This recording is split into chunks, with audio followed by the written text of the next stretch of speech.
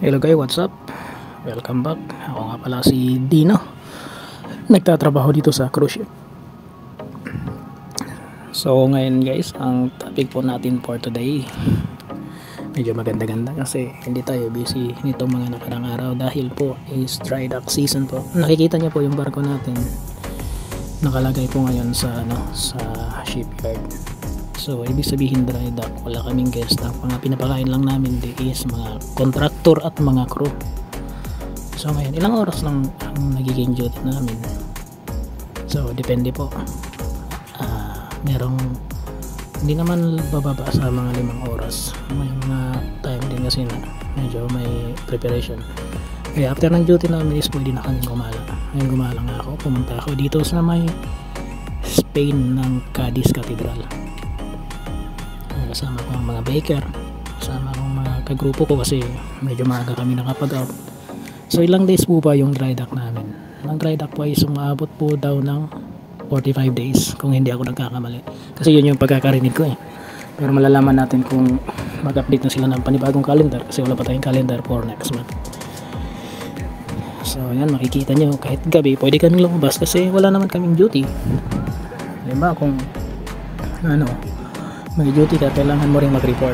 Meron din mga naka-duty hindi sa area namin, may mga naka-duty na nagbabantay ng nag-duty, firewatch, parang gano'n.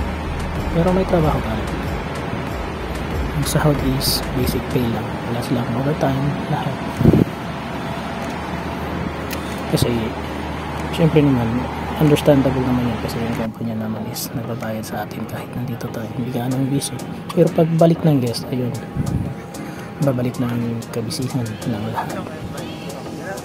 Nakikita nyo, malamig din ang panahon dito ngayon kasi nasa Europe. So matagal-tagal na rin hindi nakapag-Europe.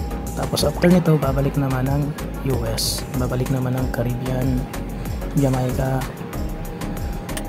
Mexico, St. Thomas, babalik-balik lang after ng dry.